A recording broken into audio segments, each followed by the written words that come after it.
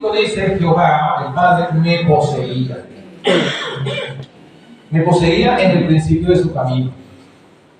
Y luego empieza a decir todo, y al final dice, con él estaba yo, ordenándolo todo. ¿Cuánto es eso?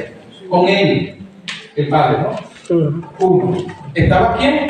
Jesús. Yo. ¿Cuántos son ahí? Dos. Si fuese tres, debió decir dos formas, debió haber dicho. Con ellos Estaba yo. sería, ahí podría ser tres o más. O podría haber dicho, con él estábamos nosotros. Sí. Pero ninguna de esas dos cosas dijo Jesús. Con él estaba yo, ordenándolo todo. Usted, esos tres textos de Juan, Colosenses y Proverbios nos dicen claramente que el creador es el Padre, pero el creador intelectual, el que dio su voluntad, el que dio la orden. Y el autor material de la creación es Jesús. Por eso, ya les voy adelantando una vez, por eso es que los que reciben el sello del creador, ¿qué nombre tienen en su frente? El nombre del Padre y del Hijo. Las dos. Ahí está. Y nadie que tenga otro Dios recibirá el sello del Dios viviente. Porque está claro. Pero es que Génesis 1 dice, el Espíritu de Dios se movía sobre la faz de las aguas. Ahí está. Estaba Dios, estaba el Hijo y estaba el Espíritu Santo. Son tres. Vale. Sí, el Espíritu Santo estaba en la creación. Sí, estaba. Pero ¿cómo estaba? Vamos a ver eso donde. ¿Cómo estaba el Espíritu Santo en la creación? Job 33:4. Así lo dice la teoría. Job 33, exacto. Un versículo no puede ser entendido que contradiga otro versículo. Entonces no puede ser que un versículo diga otra cosa contraria a lo que ya hemos leído. Sí, hágale por aquí. Usted no lee esa. Job 33:4. Sigue, hermano. El Espíritu de Dios me hizo, y la inspiración del Omnipotente me dio. Muy bien. El Espíritu de Dios me hizo. Si usted lo lee hasta ahí y con la mente trinitaria dice, que sí. El Espíritu Santo era el tercer ser que también fue creador. No, pero leamos todo el versículo. Y el soplo del Omnipotente me dio bien. Ya va, un momento. Está hablando Job de la creación de quién? Del ser humano. Vamos a la creación del ser humano. En la creación del ser humano, ¿qué dice la Biblia? ¿Qué dice Génesis 2? Jehová Dios formó al hombre del polvo de la tierra y sopló en su aliento de vida. Entonces, ese texto explica este texto. ¿Qué está diciendo entonces Job? Cuando dice que el Espíritu de Dios me hizo y el soplo del Omnipotente me dio bien, ¿qué está diciendo? Que el Espíritu de Dios que lo hizo era ese soplo. Cuando soplaron sobre Adán, soplaron el Espíritu Santo. Lo reafirma el profeta Ezequiel en el 26:26. ¿Qué dice? Cuando le dice, y yo os daré el corazón nuevo, infundiré en vosotros un espíritu nuevo, quitaré de vuestra carne el corazón de piedra, y os daré un corazón de carne, infundiré mi espíritu. En vosotros. Claro, mi espíritu en vosotros, y haré que os conduzcáis según mis preceptos. Amén. Entonces, ¿el Espíritu Santo estaba en la creación? Sí. ¿Pero como qué? ¿Como persona? No. ¿Como qué entonces? ¿Cómo soplo? Ahí está, como aliento. Eso es lo que dice la Biblia. Aquí no estamos diciendo, ni siquiera estamos interpretando, estamos leyendo un versículo y estamos leyendo otro. Y el versículo dice que el Espíritu Santo estaba como soplo. Así como cuando Jesús, ¿se acuerdan? Juan 20, resucitó y encontró a los discípulos que le dijo, sopló. Y le dijo, recibid el Espíritu Santo. ¿Qué es el Espíritu Santo? El soplo. O sea, no hay otra forma que fundamente. Hermano.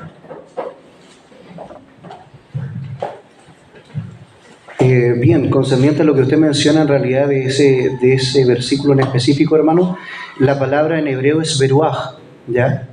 Ahí hay algo importante porque en el único segmento bíblico que se ocupa bereaj o beruaj y se ocupa la palabra ve para representar dos uniones juntas, es justamente en este propósito, y se entiende el por qué. Son 5 escritores bíblicos los que hicieron en realidad la traducción y dice, y el Espíritu de Dios, ¿cierto? Y de. Son 2 conectores que están pronunciados exclusivamente para poder resaltar a alguien superior. Por lo tanto, nosotros siempre vamos a ver la palabra de en el hebreo para poder decir y o por separado de, en forma de pertenencia a algo, ¿cierto? O refiriéndose a algo. Pero esta es la única parte o frase en que sale y de. Por lo tanto, esto es muy importante de poder dejarlo claro, que el ruaj o el espíritu pertenece por la traducción más correcta a un ser superior. Correcto. Entonces, desde ahí es que se aplica con la palabra beruaj. Entonces, cuando a Moisés se le dio la interpretación bíblica, él no se equivocó en lo que estaba poniendo. Él tenía claro, en realidad, de que había un ser superior que tenía el espíritu y de alguna manera él lo emana, porque pertenece a. Correcto, y entonces es lo que dice Job, ¿no? Como lo que está diciendo es, lo que me dio vida es el Espíritu de Dios. O sea, ese, no otra persona, sino el Espíritu de esa persona. Fue lo que Amén. me dio vida. Entonces, eso es muy bueno, gracias hermano. Eso es muy bueno entenderlo porque con eso vamos desmontando todos los mitos. La arena en la cual descansa la doctrina trinitaria. Todavía nos falta el Salmo 104:30. ¿Qué dice el Salmo 104:30 con relación al Espíritu Santo en la creación?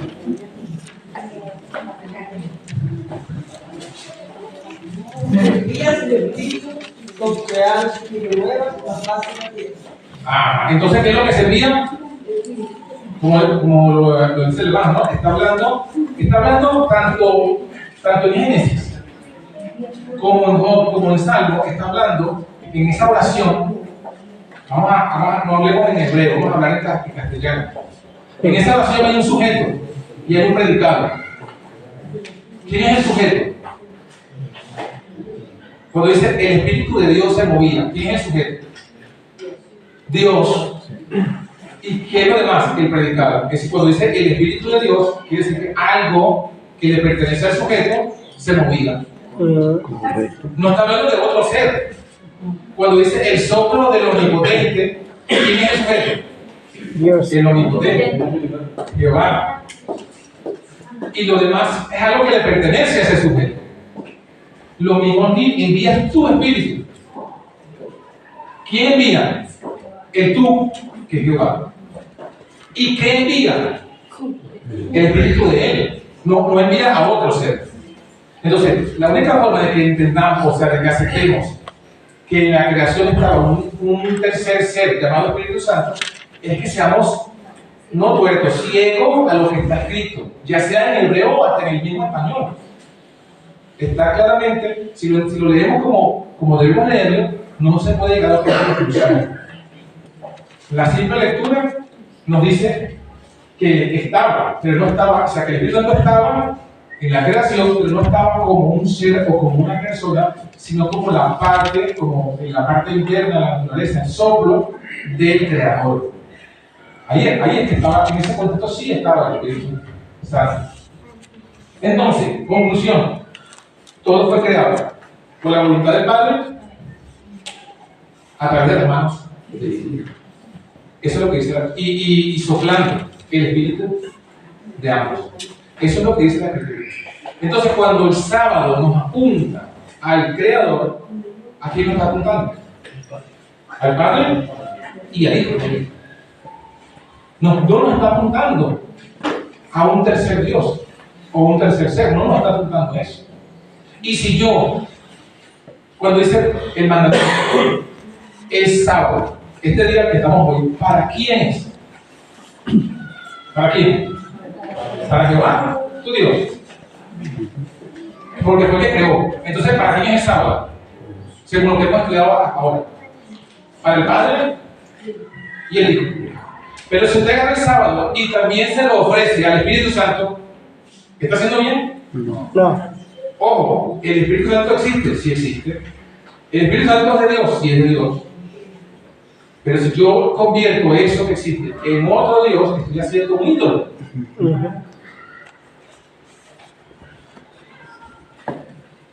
Sí. Una pregunta, disculpe, cuando uno se arrodilla y ora y pide la presencia de Dios, Cuando uno se arrodilla, la presencia de Dios y la de su espíritu, que el espíritu sea derramado en este lugar, ¿está correcto? Claro que está correcto, porque fíjese, su oración, usted está hablando con Con cuántas Dios. personas está hablando usted en su oración.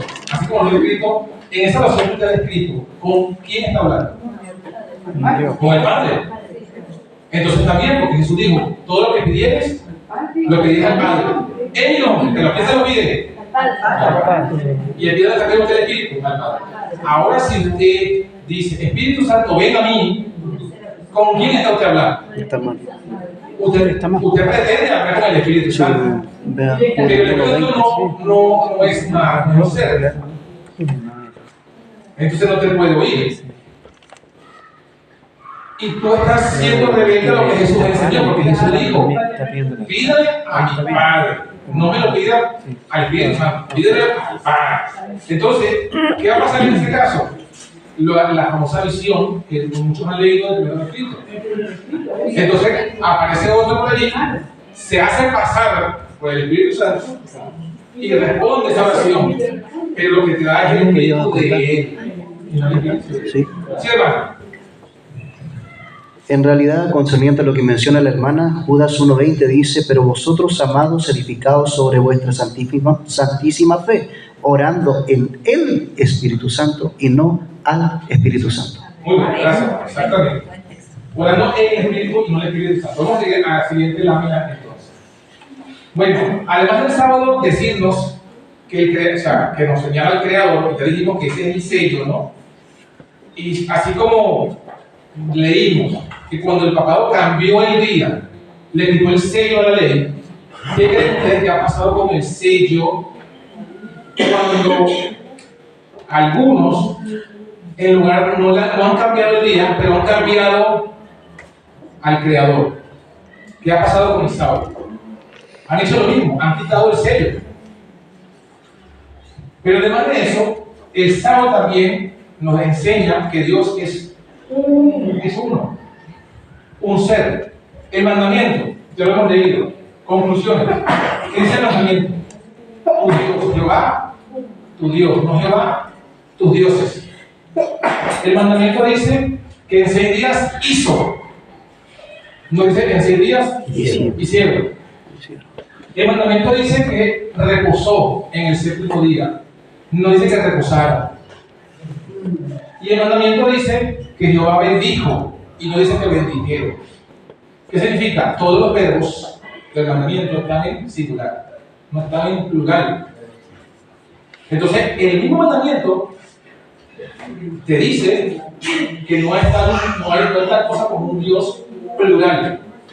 No existe eso. Sino que el mandamiento va en armonía con lo que dice también Génesis y Deuteronomio. ¿Qué dice Génesis? Génesis 2, otro versículo que usamos para hablar del sábado. Acabó Dios en el 7º día su obra que hizo. Reposó el día 7º de toda su obra que había hecho. Y bendijo Dios el día 7º y lo santificó. Porque Él reposó de toda su obra que Dios había creado y hecho. Todos los verbos están en singular, no están en plural. Acabó, reposó, bendijo y santificó. Sí. Otro argumento que usan, no, pero es que la palabra Dios es Elohim. En hebreo es Elohim. Y Elohim es un plural.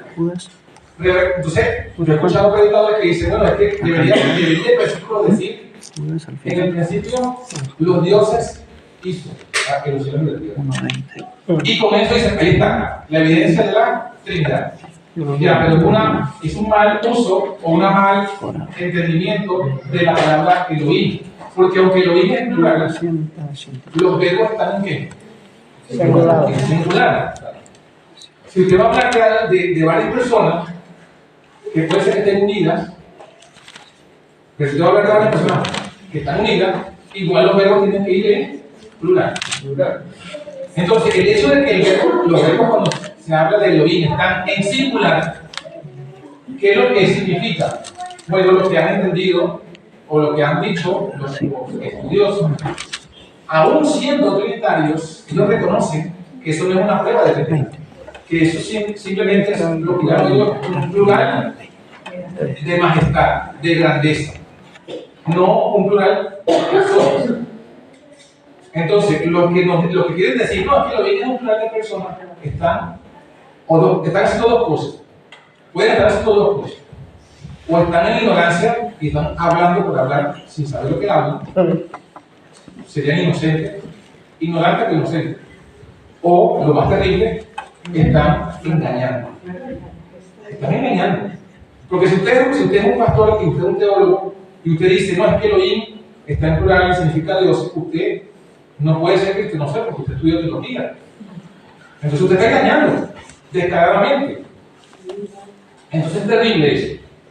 Jehová nuestro Dios, dice en Deuteronomio 6:4, el famoso Shema. Oye Israel, Jehová nuestro Dios, Jehová uno es. No, pero es que allí uno es unidad. No, porque si debería ser unidad, cuando Jesús habló de la unidad, Juan 10:30, ¿qué dijo Jesús? ¿Qué dijo? Somos. Uno somos. Jesús dijo, el Padre y yo uno somos. ¿Habló en plural o habló en plural? Plural. Claro. Entonces ahí, cuando Jesús está hablando, fíjese cómo está la construcción gramatical. El Padre y yo uno somos. Pero el mandamiento dice, Jehová, el Shema dice, Jehová uno es, no uno solo. Uno es. Entonces está hablando lo mismo.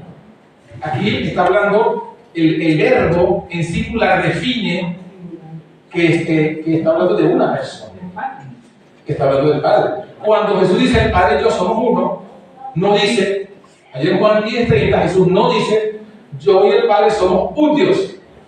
No dice esa parte un Dios, no. Dice uno somos. Como el Padre y el Hijo son uno. De la misma forma que Adán y Eva eran uno. Eran Adán y Eva. ¿Qué dice la Biblia que era? ¿Una qué? Una cara. Pero ¿cuántas cabezas en el lugar de una vez? 2. ¡Alma! La cabeza no hay. Uno. ¿Quién es la cabeza en el hogar? El hombre. Fíjense. Y no es casualidad que en 1 Corintios el apóstol Pablo, hablando del tema de la cabeza, dice: Cristo, el hombre es cabeza de la mujer, Cristo es cabeza de todo el varón, y Dios es La cabeza de la cabeza de Cristo. Entonces, ¿qué está diciendo? Dios sigue siendo uno, pero una persona. Y cuando el Padre y el Hijo son uno en naturaleza, son uno en pensamiento, son uno en amor, no son uno en persona. En propósito, pero no son uno en persona, ni son uno en Dios, que conforman un Dios, ni son uno, ni siquiera son uno en jerarquía, porque la cabeza, ¿quién es? El Padre. Autoridad. La autoridad final, el Padre. Entre el Padre y en la vida cotidiana, entre un padre y un hijo, ¿quién debe mandar a quién? El Padre. Entre un rey y un príncipe, ¿quién debe mandar a quién? El rey. El rey.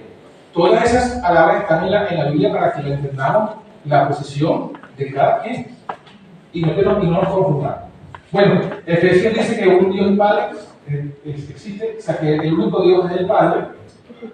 Y también cada día por Dios, allí, página 273 dice, está muy difundida la idea de nuestro mundo de hoy, en el sentido de que el Creador no es un ser personal. Y dice, Dios es Él. No es una unidad de ser. ¿No dice eso allí? No, dice Dios es un ser. Y el hombre fue creado a su imagen. Bueno, avancemos, porque sí, yo sé que el tema es bueno, pero no vamos a quedar mucho tiempo allí. Ok, el sábado nos enseña que Dios es uno, ya lo hemos visto, pero también nos enseña que aunque Dios es uno, no está solo.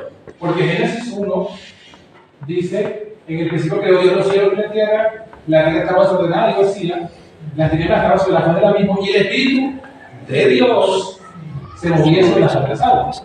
Entonces dijo Dios, hagamos al hombre a nuestra imagen, conforme a nuestra semejanza.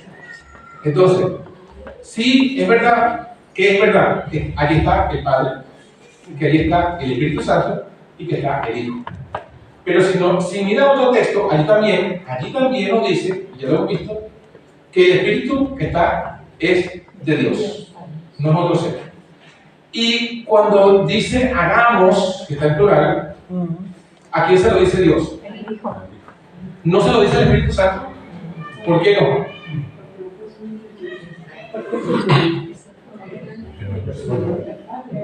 ¿Cómo que? No es persona.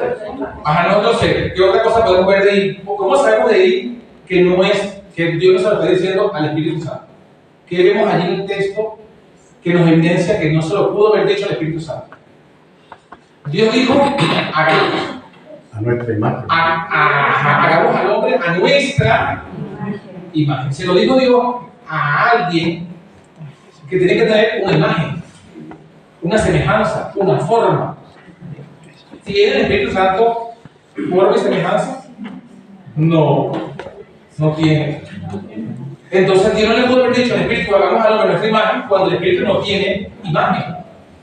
Se lo pudo haber dicho únicamente a otro ser que tenga la imagen misma de él y la misma forma de él.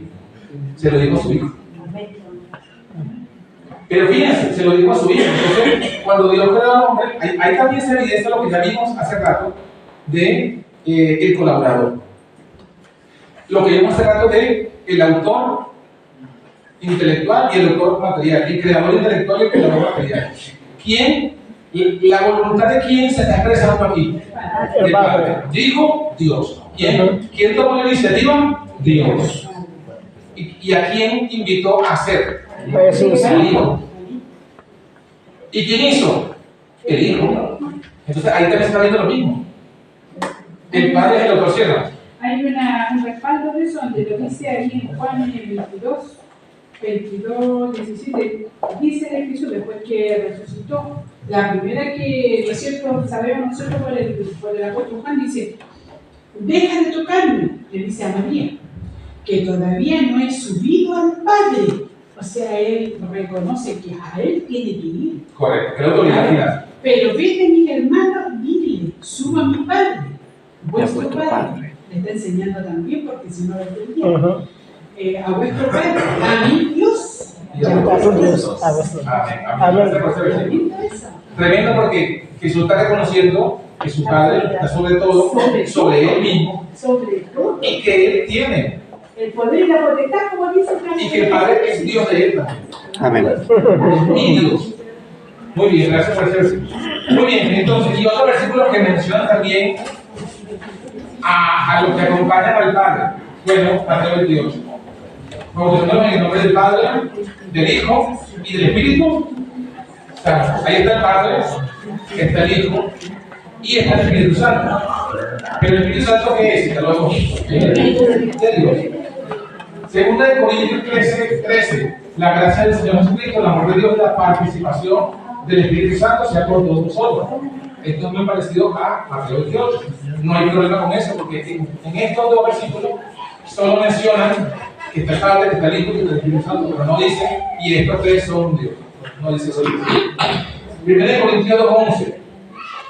¿Quién de los hombres sabe las cosas del hombre sino el Espíritu del hombre que está en él? Aquí tampoco nadie conoció las cosas de Dios, sino el Espíritu. Este versículo es muy clave, muy interesante, muy esclarecedor. Por lo menos a mí, cuando estaba estudiando este tema la primera vez, este versículo fue clave y contundente. ¿Por qué? Porque aquí el apóstol Pablo está haciendo una comparación. Está diciendo, ¿quién sabe las cosas del hombre? Sino el espíritu del hombre Que está en él. ¿Quién escudriña las cosas profundas del hombre? Sino el Espíritu de Dios que está en él. El espíritu del hombre. ¿Y quién escudriña las cosas profundas de Dios? El Espíritu de Dios. Entonces la cosa está diciendo, bueno, así como el espíritu del hombre escudriña lo del hombre, así el espíritu de Dios escudriña a Dios. Entonces, al hacer esa comparación, me está diciendo el apóstol El Espíritu de Dios es lo mismo que tu espíritu aquí. Yo sé que mi espíritu no es otro ser. No hay dos John.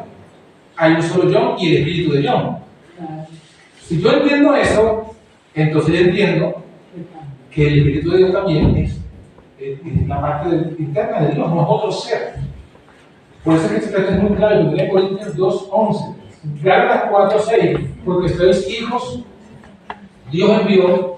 ¿Qué envió Dios? El espíritu de su Hijo. El espíritu de su Hijo que clama. a vuestros corazones. Ahí está la realidad. No.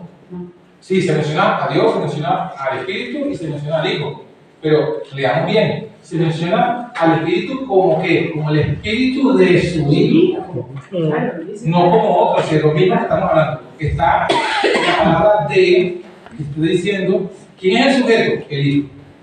Y entonces, allí el Espíritu que es el predicado, es lo que acompaña, es lo que pertenece al sujeto. No es otro sujeto, pertenece al sujeto Hijo.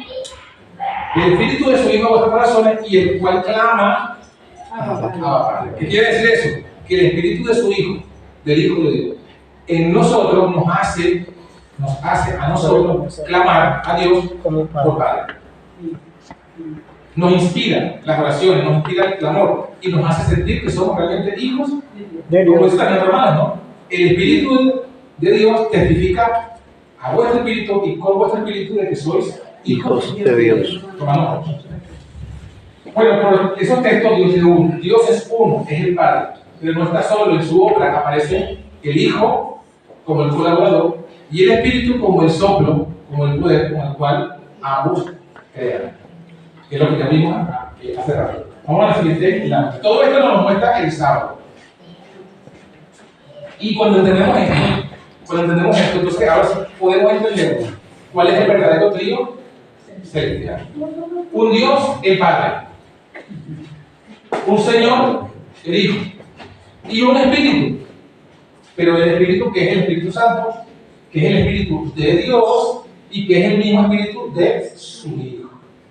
Es decir, en este caso el Espíritu es lo que pertenece al sujeto. El sujeto es el Hijo. El sujeto es Dios. El Espíritu es lo que le pertenece al sujeto. ¿Cierto? ¿Va a ser algo? Ajá, dígame. Reafirmando eso, hermano, que lo que acabo de decir, así textualmente lo dice Juan en el 1:34. En el 1:34. ¿Vas a sacar el 1:34? Sí. El Evangelio acá. Es que te mueva y si se ve con cosas.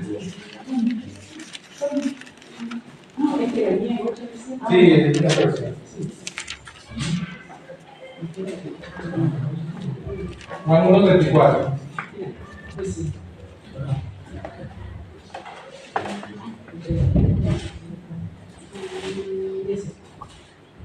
Donde dice Juan el Bautista, porque Juan el Bautista es el que está relatando eso, lo que él vio, lo que sintió y el mandato que tuvo. Ajá. Y en él dice: aquel sobre quien veas que baja el Espíritu como nubla y se quede sobre él, ese es el que bautiza con el Santo Espíritu. Un Espíritu Santo. Amén.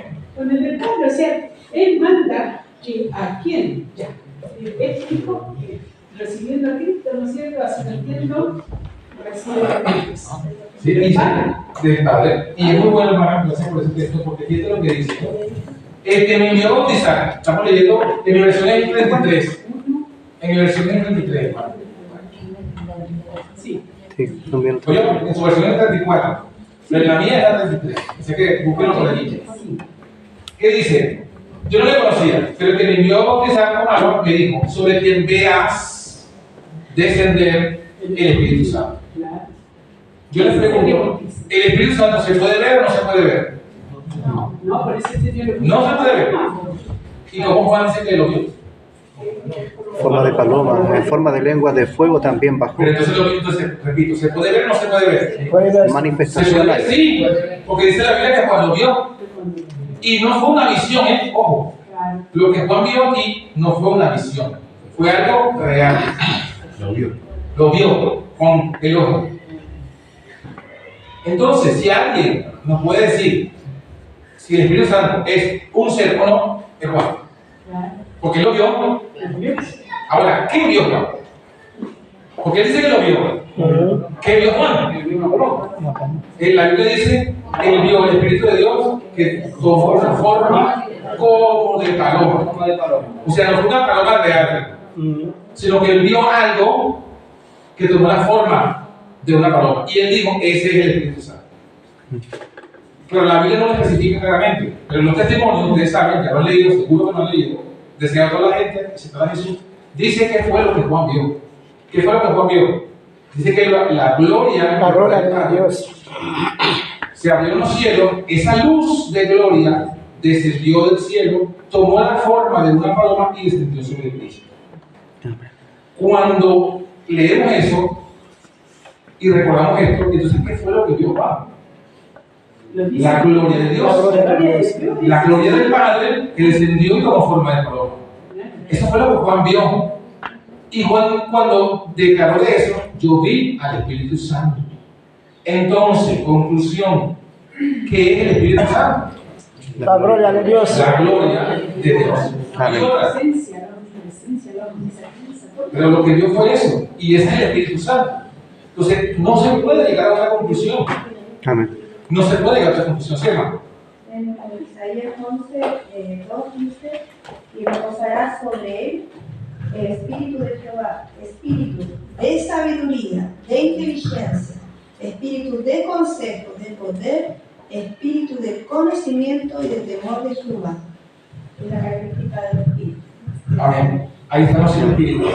¿Recuerdan que leímos Apocalipsis? Que son 7. Aquí están los 7 espíritus. Amén. Y este es el espíritu de Jehová. ¿Quién es el sujeto? En esta oración, ¿quién es el sujeto? Jehová. Y el espíritu, entonces, ¿qué es? Lo que le pertenece al sujeto. Correcto. El espíritu de Jehová. Muy bien, avancemos. La siguiente imagen. ¿Qué nos dice también la Biblia y qué nos dice también el mandamiento del sábado con referencia a Dios? Que Dios es Padre. ¿Pero es un Padre metafórico o literal? Literal. Literal. Dios es Padre es literal porque literalmente engendró al Hijo. Esto lo dice claramente el versículo que está en Miqueas, ¿no? Que el Padre, Proverbios 8, dice el versículo 22, Jehová me adquirió en el principio de su camino. Claro, ahí cuando dice me adquirió, no se entiende muy bien en la versión de la Reina Valera. Cuando uno va a la King James, usted va a encontrar esta explicación. Yo se la leí a Obama. En la King James dice, el Padre me trajo la existencia en el principio de su camino. De hecho, Warner Tome dice, la palabra que dice aquí, adquirió, es la misma palabra que está en Génesis, capítulo 4, cuando Eva dice, que después que Caín mató a Abel, Sí. perdón, no me confundí. Cuando habla de, sí sé que habla de Eva, pero, está hablando de la concepción de Caín. Y dice, conoció a su mujer Eva, la cual concibió y parió a Caín. Y dijo, Eva dijo, he adquirido varón por Jehová. Entonces, Weber dice, esa es la misma palabra que está en Proverbios. Por eso Jehová me adquirió, es la misma cuando dice Eva, adquiría a un varón. Amén. Es decir, él está diciendo que esa palabra lo que significa es un hijo que nace. Entonces, cuando Proverbios 8:22 dice, Jehová me poseía, Jehová me adquirió, y lo que está diciendo es, Jehová me dio a nacer. Me dio a nacer, así del Padre, en el principio de su camino. Claro, en el 42 dice, como dice, como la piedra salió una parte, o sea, la piedra que sacó es igual a ese. Es igual. Es igual. Y después menciona todo lo que hizo en los ocho siguientes versículos. Entonces, realmente, cuando David dice que Dios es Padre, está hablando en un sentido metafórico, sino literal. Sí, no sabemos cómo ocurrió ese nacimiento, cómo ocurrió ese nacimiento. Un misterio. Ni nos debemos preguntar eso porque no está revelado. Pero el hecho de que no esté revelado el cómo no significa que vamos a negar el qué. ¿Qué ocurrió? Que el Padre engendró a su Hijo. ¿Cómo? No sabemos ni nos preguntamos. Pero lo creemos. ¿Cómo se encarnó Jesús en María? ¿Alguien sabe? ¿Alguien sabe el cómo? ¿Cómo se encarnó Jesús en María? ¿Cómo se encarnó? ¿Cómo ocurrió el proceso? No sabemos. Pero sin embargo lo creemos, ¿verdad? Bueno, lo mismo. creación hizo algo maravilloso. Pero lo creemos, ¿verdad? Aunque no lo entendamos. Lo mismo con el nacimiento de la eternidad del Hijo. Lo creemos porque lo dice la palabra, aunque no lo entendamos. Ni siquiera nos preocupamos por entenderlo porque sabemos que si nos lo explicase, no entenderíamos. Lo revelado. Pero lo creemos por fe, y no por fe de que alguien se lo inventó, por fe porque lo dice la palabra, porque está escrito. Y entonces eso es. Vamos a la siguiente lámina. También, si el Padre es literal, el Hijo también es literal. Amén. O sea, no es algo metafórico. Engendrado es la palabra que usa Juan. De hecho, usa la palabra unigénito. En Juan 3:16 dice: de tal manera amó Dios el mundo que ha dado a su Hijo Unigénito. para que todo aquel que en él crea no se pierda, mas tenga vida eterna. Entonces, ¿qué dio el Padre? Su Hijo, pero no cualquier hijo, único.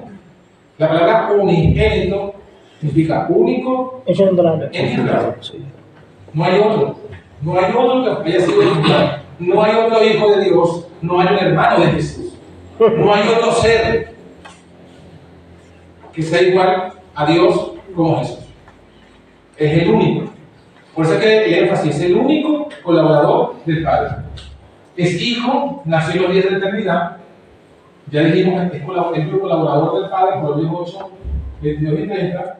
Y es el único que participa en los concilios de la deidad. Zacarías, capítulo 6, versículo 12 al 13. En los concilios de Dios, como ser, como persona, ¿quién es el único que está allí? Zacarías lo dice, que está con el Padre, dice que serán dos, ambos a dos. Sirvan. Sí, buenos días, hermanos. Feliz sábado para todos. Los ángeles también son hijos de Dios, pero fue otra manera. Son hijos por creación. Por creación. Nosotros también, seres humanos, somos hijos de Dios por adoptación. Muy bien. Amén. Gracias. Es importante recalcarlo, ¿no? Pero Jesucristo es el único hijo de Dios por nacimiento. Amén. Entonces, los ángeles por creación, nosotros por adopción, pero Jesús el único, vamos a usar la palabra por engendración. El único. Es lo que se trata, por ejemplo, al judío que no acepta a Cristo, al judío mesiánico que acepta a Cristo, pero como que es como nacido, ¿cierto? Como un ser humano nada más, y que él fue elegido, ¿ya? Y está el judío mesiánico que acepta a Jesús como el Hijo de Dios.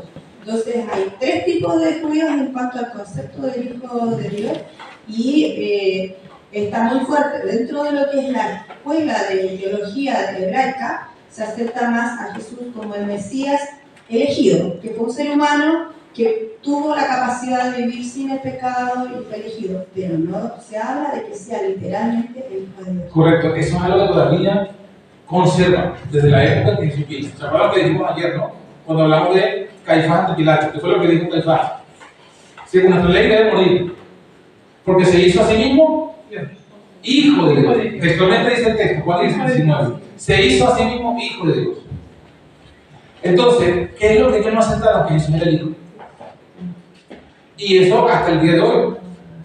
En otra ocasión, por buena obra no te aprendíamos, sino porque tú siendo hombre te haces Dios. Pero cuando uno ve que fue lo que Jesús dijo en ese momento, Él dijo: me apedreáis porque dije, Hijo de Dios soy. O sea, lo que los judíos no aceptaron y que no siguen aceptando hasta el día de hoy, es que Jesús es hijo literal de Dios. Literal de Dios. Entonces, fíjense, eso también es otro, podemos analizar eso tirar de ese hilo y entender inclusive que eso viene desde el cielo. O sea, el aborrecimiento a esa doctrina, la negación de que Jesús es el Hijo literal de Dios, viene desde el cielo. El primero que se opuso a eso fue Lucifer. ¿Por qué? Porque cuando Lucifer quiso ser como Dios, sabemos que la explicación que da el testimonio es que él quería ser parte de la deidad. Él quería que se incluyera a él en los concilios. Si el concilio era entre dos, el Padre y el Hijo, él quería ser el tercero. Entonces, cuando el Padre reunió los ángeles para aclarar la situación, ¿qué fue lo que el Padre dijo? Lo dice el testimonio, usted lo ha leído, que solamente Jesús, el Hijo unigénito, podría entrar en la plenitud de su designio. O sea, el argumento que dio el Padre, ¿por qué Jesús, vamos a decirlo así más en criollo, ¿por qué Jesús sí y tú no? ¿Por qué él es Hijo y tú no? Tú no eres. Entonces, de ahí viene el gran odio de Lucifer y de todos los que son engañados por él a esa doctrina. Cuando Jesús vino y se declaró ser Hijo de Dios, los judíos no soportaron. Cuando los arrianos dijeron Jesús es Hijo de Dios, el otro partido no lo soportó y le mandó ¿qué? La persecución. Jesús mismo dijo, no, ya te digo, pero Jesús mismo dijo, a Mateo 24, seréis aborrecidos de todo por causa de mi nombre. ¿Y cuál es su nombre? Juan 3:18, ¿qué dice? El que en él cree, el que en él no cree está condenado. Perdón, el que en él cree no está condenado. Pero el que no cree ya está condenado. Porque el que no creyó en el nombre de qué? Del unigénito Hijo de Dios. Entonces ahí está el mensaje de la salvación. Y por tanto también está el mensaje que más aborrece el enemigo. Entonces seremos perseguidos por esto estamos predicando, ¿cierto? Bueno, algo breve nomás. Tiempo atrás, cuando estuvimos estudiando con mi esposa el texto de Proverbios, el capítulo 8, la versión de mi esposa dice, y me poseía con dolores de parto. De parto, sí, también. También lo había visto. Sí, es verdad. Y está diciendo, o sea, esa versión está basada en la palabra original, que lo explica, que lo que está diciendo es que él tenía, o sea, te está hablando de eso que es. Yo sé que puede chocarnos a mucha gente, pero es lo que está escrito. Y está escrito de que Dios compara el nacimiento que le da a su hijo con el nacimiento de un niño. Entonces, a muchos les puede horrorizar decir estas cosas. Pero bueno, digamos que como hemos estudiado y lo hemos visto, nos maravillamos en lo que está escrito. Y son cosas que estaban ahí. Como le dije eso también, ¿no? Son tesoros que estamos juntos solamente cuando escarbamos. Bueno, y Espíritu Santo, no se entra. Espíritu Santo, ¿es literal o es metafórico? También es literal. Ya lo dijo el hermano, yo no lo adelanto el hermano. La palabra espíritu, ¿qué significa? Espíritu, soplo. O sea, la palabra espíritu no conlleva nunca un sentido de un ser. Entonces, de hecho, la palabra espíritu también se puede traducir viento, soplo. Entonces, si se puede traducir viento o soplo, no, evidentemente no es una persona, no es un ser. Entonces, el título Espíritu de Dios es literal. Es literal, es el Espíritu de Dios. Como nosotros tenemos nuestro espíritu, de igual forma el Espíritu de Dios. Y estamos en el versículo, ¿no? Ya leímos 1 Corintios 2:11 cerrado, hemos leído Gálatas 4:6, el que no hemos leído es 1 Pedro 1:1, escudriñando cuánto y qué punto de tiempo significaba el Espíritu de Cristo que estaba en ellos, el cual renunciaba las aflicciones que habían de venir a Cristo y las glorias después de él. El apóstol Pedro está hablando de cómo los profetas fueron inspirados a escribir. Tener una conducción. ¿Y qué fue lo que lo movió? El Espíritu de Cristo. Entonces, claramente vuelve a ser lo mismo. Está hablando de un sujeto. ¿Quién es el sujeto? Cristo. Y el espíritu que es ahí, lo que le pertenece al sujeto. Amén. Lo que es parte del sujeto. El espíritu, entonces, en este versículo se presenta como parte de la naturaleza de Cristo, en su sentido espiritual. Bien, entonces eso es lo que nos dice la palabra, eso es lo que la verdad que viene del sábado. Esa es otra verdad. Ya pensé que estábamos cerrando la idea. Otra verdad que viene del sábado. Ya lo mencionamos hace rato. Cuando Génesis 1:26 dice el texto, entonces dijo Dios, hagamos. ¿Se acuerdan que lo dijimos? Que la voluntad, la iniciativa y la voluntad de quién se está manifestando aquí. Del Padre. ¿Sobre quién? Sobre su Hijo. ¿Qué muestra eso? Lo que ya también dijimos, que Dios es la cabeza de Cristo, la jerarquía. Amén. El sábado entonces nos enseña sobre la jerarquía de Dios. Todo fue creado por medio del Hijo, fue creado por la expresa voluntad del Padre, el Hijo fue colaborador del Padre en la creación. Todos estos ya lo hemos estudiado. ¿Qué reafirma esta verdad? Judas 1:4 nos habla de Dios como el solo soberano. Soberano. ¿Qué significa la palabra soberano? ¿Cómo? Está sobre todo. Rey. ¿Y por qué se le dice un rey soberano? Porque él es el único que tiene la autoridad y el poder. Porque de hecho el rey en sí mismo es ley. Lo que el rey diga es un ley. Entonces cuando se dice que el Padre es el único soberano y se usa ese énfasis, no se dice que el Padre es un soberano. Y tenemos tres soberanos, no dice eso la Biblia. Dice que el Padre es el único soberano. Quiere decir lo que también nos dijo la hermana, como se citó el versículo, cuando Jesús resucita, voy a mi Padre y a otro Padre, a mi Dios. O sea, el Padre está en cuanto a autoridad sobre Cristo. En cuanto a naturaleza, es la misma. Pero en cuanto a autoridad, el Padre está sobre Cristo. Amén. También mencionamos que el Padre es rey, Jesús es el príncipe, lo dice el Proverbios 8:22. Entre rey y príncipe también hay el Padre, un rey y un príncipe, en naturaleza son lo mismo, porque uno es hijo del otro. En naturaleza son iguales. Pero en autoridad, el rey es el que manda, el príncipe, en todo caso, es el segundo en el reino. Y también lo citamos cuando dijimos que Dios es la cabeza de Cristo. 1 Corintios 11:13. Eso también nos enseña entonces el sábado.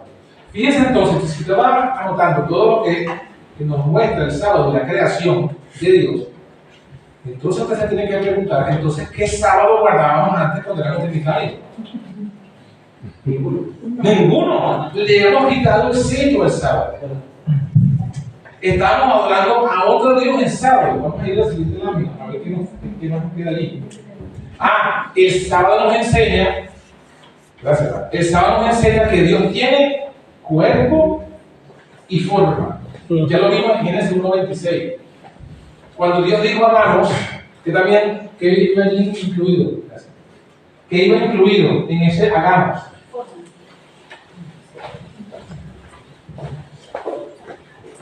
Ahí lo leímos, decía, hagamos al hombre nuestra imagen y semejanza. O sea que el versículo, automáticamente Dios está diciendo, yo tengo una forma, yo tengo una imagen.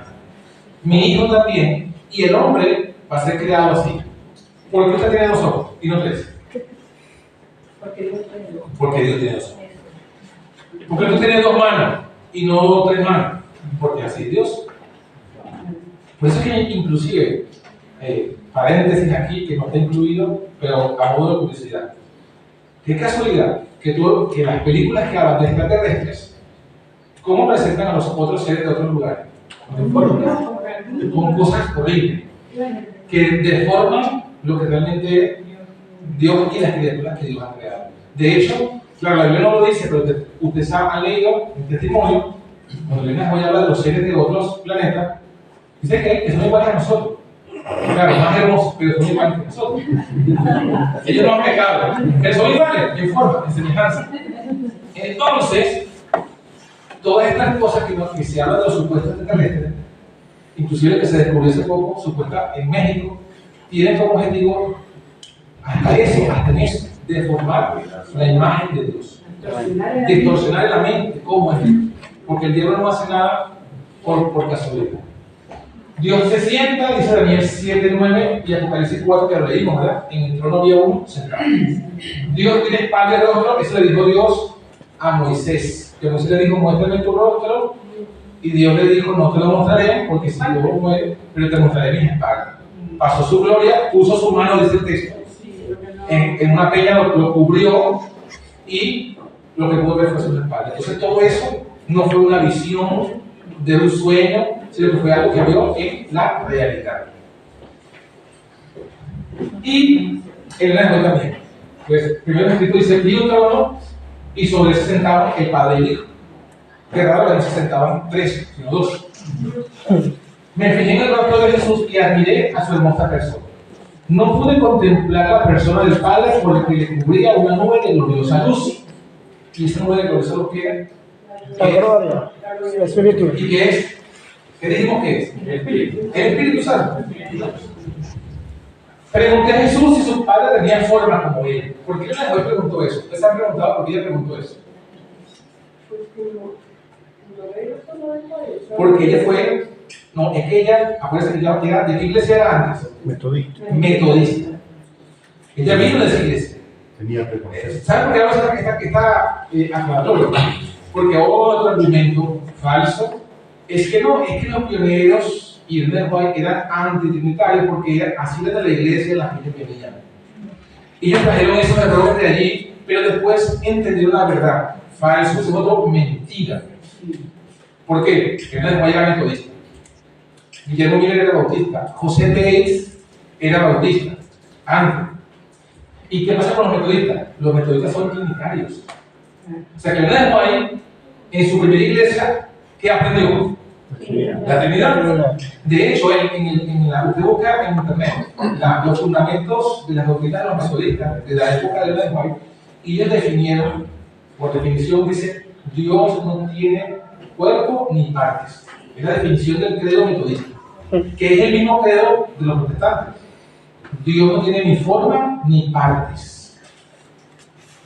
Entonces, cuando Ellen White tiene su visión, por eso es que se pregunta eso, o sea, ya tiene eso que le enseñaron y le pregunta a Jesús: ¿tu padre tiene forma como tú? Entonces él le dio una gran revelación y me dijo que la tenía, pero que yo no podía contemplarla, porque si llegase a contemplar la gloria de su persona, dejaría de ser. Entonces, por el contrario, habiendo ya aprendido la Trinidad de los metodistas, con el estudio de la palabra, con las visiones, fue aprendiendo el mensaje de la verdadera realidad. Esa es la verdadera historia, no la que nos quieren, porque hasta en eso nos quieren engañar, hasta en la historia nos quieren engañar. Sí, dos versículos claros. Dios dio a su unigénito Hijo, y el que la letra de reconocer al Padre, al Padre como el único Dios verdadero, y a Jesucristo como el enviado de su Hijo. Bien, siguiente lámina. El sábado también nos enseña de la omnipresencia de Dios, pero la verdadera omnipresencia de Dios, la correcta. El Salmo dice: tú has conocido mi sentarme y levantarme, has entendido desde lejos mis pensamientos. Tal conocimiento es demasiado maravilloso para mí, alto es, no lo puedo comprender. Pregunto: ¿dónde Dios ha entendido tu pensamiento y el mío? ¿Desde dónde? Según el versículo, ¿desde dónde entiende Dios lo que tú piensas? ¿Dios sabe lo que nosotros pensamos, sí o no? Sí. ¿Y desde dónde Él sabe lo que pensamos? Desde lejos. O sea que Él está lejos, pero aunque está lejos, sabe lo que tú piensas. Esos detalles que tenemos claro. Sigue diciendo: algo que no puedo comprender. ¿A dónde me iré? ¿De qué? Del tercer Dios, Espíritu Santo. ¿Dice eso versículo? No. De tu presencia. Presencia. No, primero dice de tu Tu espíritu. espíritu. Después de donde ¿De viene tu dónde es tu presencia. espíritu? ¿Y a dónde huiré? De tu presencia. Entonces, según esto, ¿qué es el Espíritu Santo? Su presencia. No hay más. Sigue diciendo: si subiera a los cielos, allí Ahí estás. estás tú. Y si en el Seol hiciera mi estado, de aquí, allí tú estás. Ya, pero no dice que Dios está lejos. No. ¿Cómo está entonces en el Seol y en el estrado? ¿Cómo está? Bueno, lo está diciendo.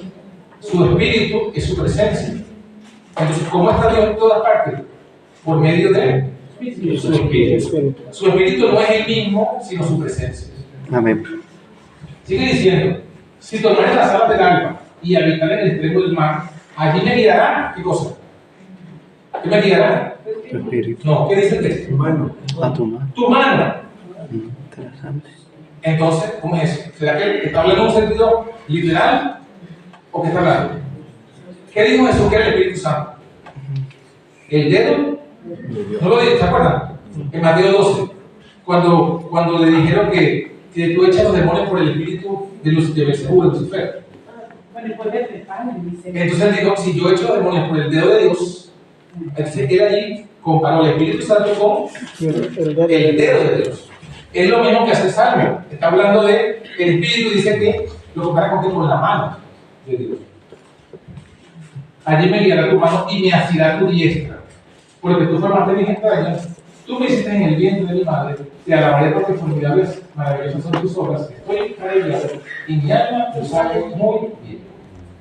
Se conecta, y está conectando el salmista, la verdad de Dios como creador con la verdad de su omnipresencia. O sea, hay otro texto inclusive que ustedes lo han escuchado, seguramente. Toda la tierra está llena de ¿qué? ¿De su qué? De su gloria. De su gloria. Pero, ¿qué es la gloria? Su espíritu, ya lo vimos. Que eso fue lo que vio Juan. Entonces, toda la tierra está llena de ¿qué? De su espíritu.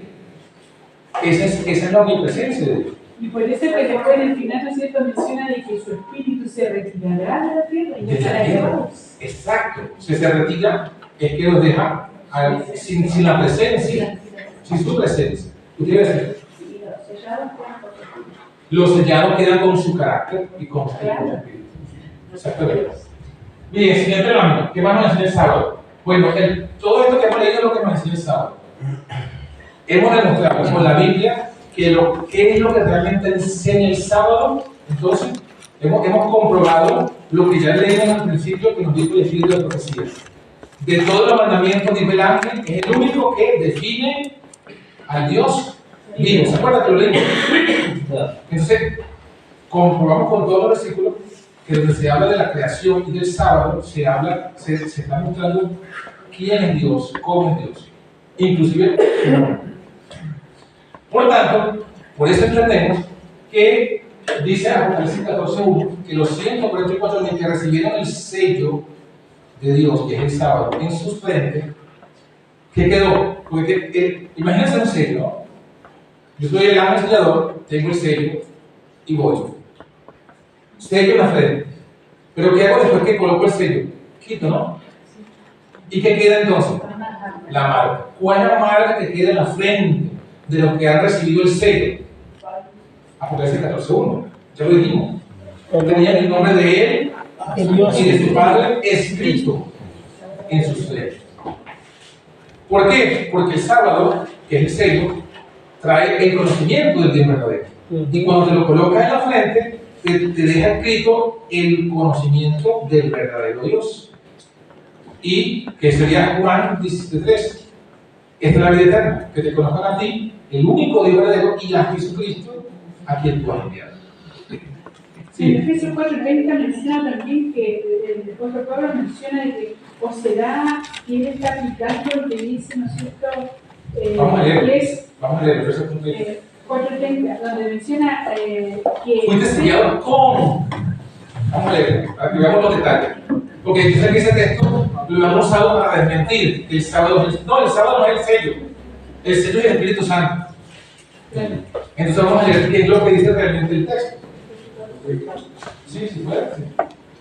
¿Vale? Efesios 4:30, ¿no? Sí.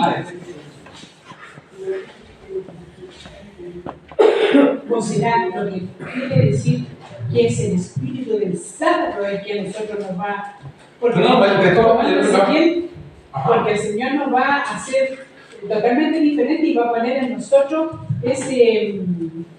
esa capacidad para entenderlo, que lo que tenemos, bueno, si actuamos de una manera, nos conducimos, ¿no es cierto?, como el Espíritu de Cristo, que el Señor nos va a reconocer y los ángeles también. Vamos a hacer una alusión, ¿no es cierto?, cuando en el tiempo que salió Israel de Egipto, tuvieron que estar todos los denteles sellados, ¿cierto? Claro. Nosotros vamos a hacer algo similar. El Señor va a tener que poner en nuestros dinteles, ¿no es cierto?, el sello de Dios, pero por el cumplimiento, como dice Juan, en Juan 3:14, dice que los que cumplen los mandamientos, obviamente el sábado, por la obediencia, nos da su sello. Correcto, vamos a leer el texto. Efesios 4:30.